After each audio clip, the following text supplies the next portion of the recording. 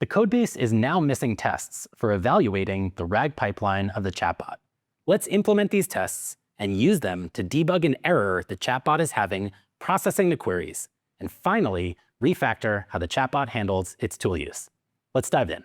So far, we've seen how to get up to speed with codebases and implement features to build a slightly more powerful experience. Now let's go ahead and imagine that it's been some time since we've worked on this application.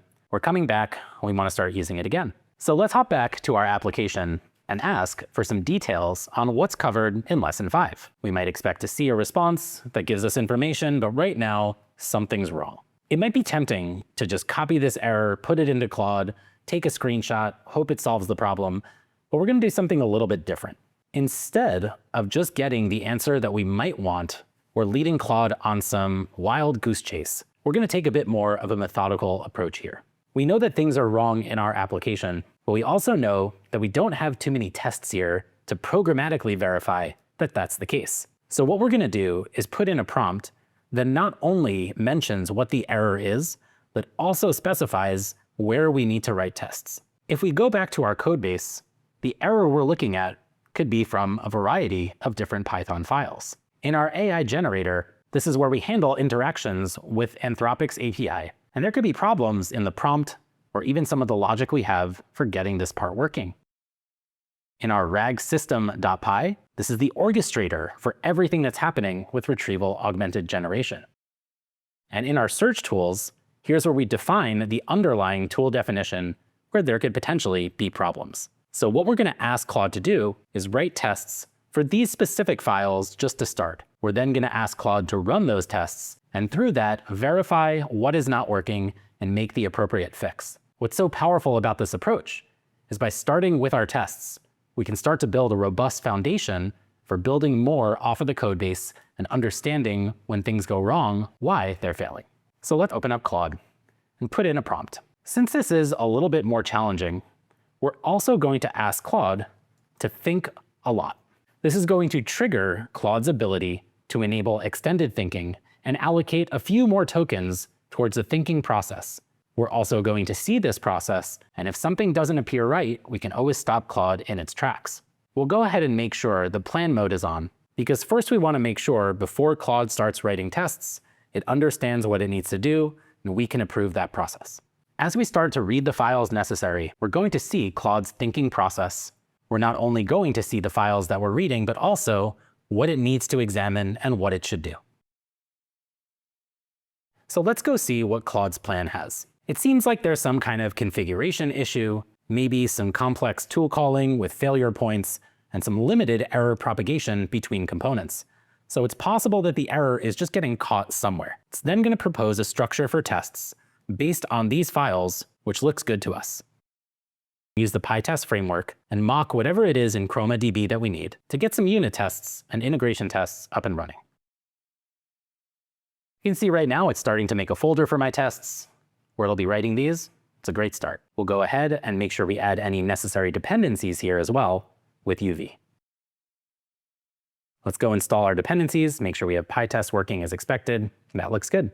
We're also going to see the thinking part here to make sure that we're doing what's expected. As we start to write these particular tests, we can start exploring the code that's been written for us. Here we can see tests for the core search tool, fixtures and mocks that we need to make. This looks like a good start. We'll see the same thing for our AI generator and our RAG system and our vector store. It seems like it's identified a critical config issue, which may solve the bug, but writing these tests is going to give us complete assurance that this is actually the problem and that this is the correct fix.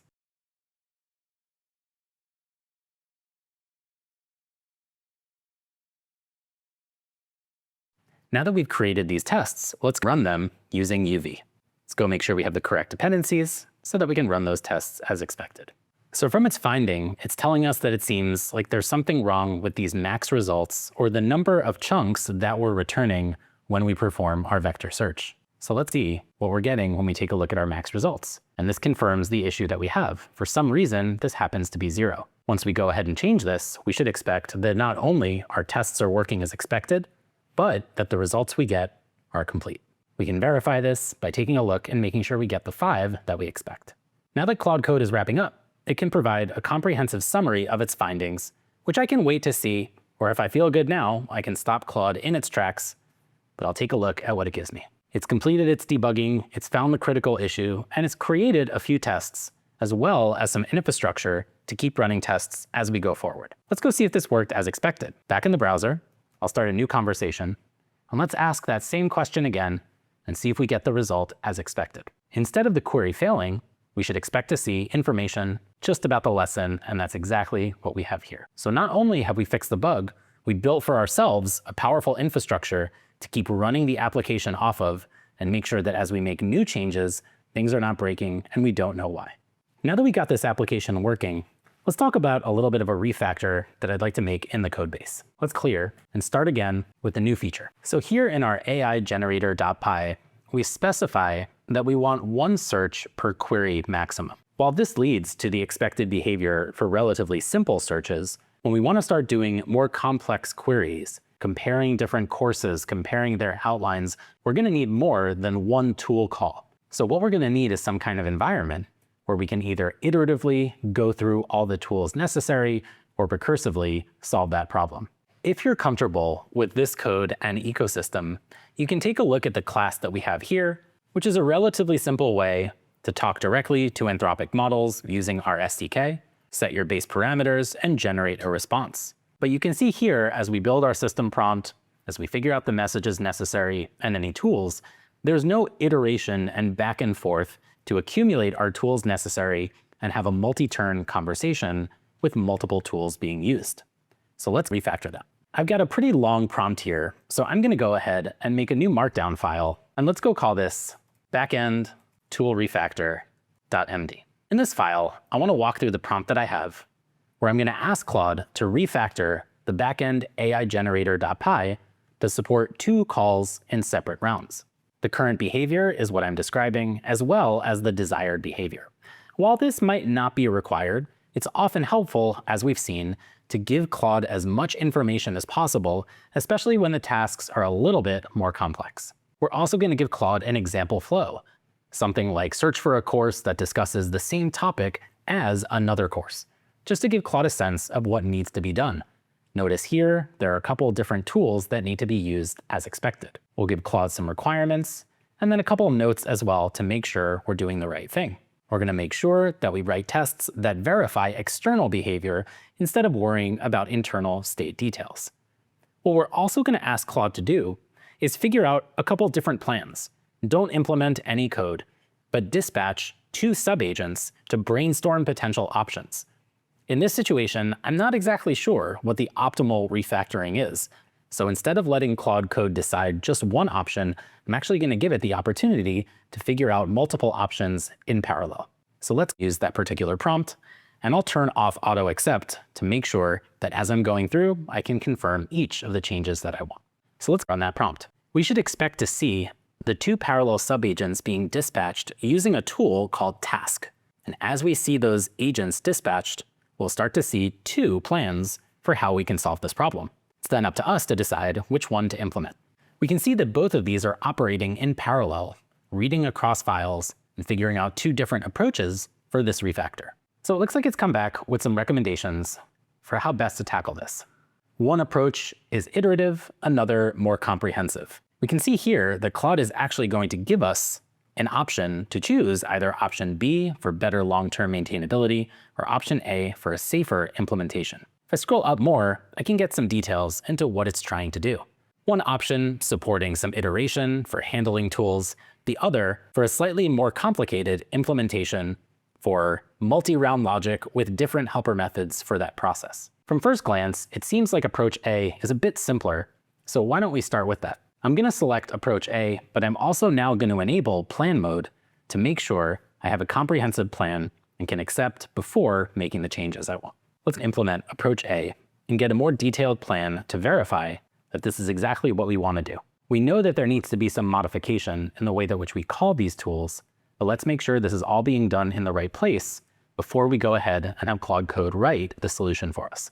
Now let's take a look at what's being done here. We'll update our method signature for a maximum number of rounds, update our system prompt, and here where the core refactoring is done in our handle tool execution. If this is done as expected, we should see the user query, we should see multiple tools being called and then a final response. This shouldn't modify anything else and should solve the problem for us. We can see here that this is backwards compatible and we're not changing the internal RAG system or any API endpoints. So let's proceed and see if this can solve our problem for us. As we see what's being implemented, we can see changes to existing methods, and most importantly, we can see here that we're updating the tests and running the tests to verify that the implementation works correctly. Instead of context switching to the browser or asking other people to test, I can do this all from inside the terminal in Claude Code.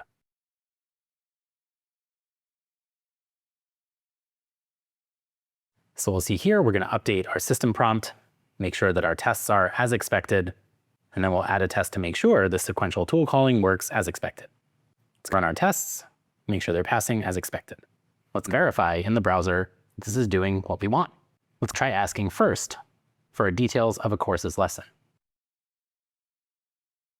So here we can see that not only are we getting this information, but also the title here as well as expected. We're getting information about this lesson, as well as some of the sections and topics discussed. Now let's do something a little more complex. What's so special about seeing the title here is that we don't get that with just one tool call. The first tool call just gives us an outline of the course. The second tool call gives us that detail of the particular lesson, and in our case, the title. Now let's ask, are there any other courses that cover the same topic as Lesson 5 of the MCP course? In order to do this, we're going to need to make multiple tool calls to get information about this particular MCP course and outline, and then information about other courses and their outlines to see if there's any overlap. Unfortunately, it looks like there are no other courses that cover building an MCP client, which does seem accurate. In this lesson, we've seen how to use Claude Code to not only fix bugs, but write tests throughout the entire process.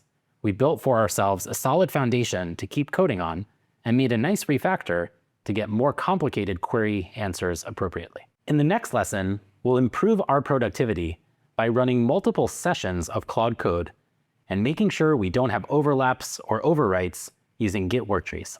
I'll see you there.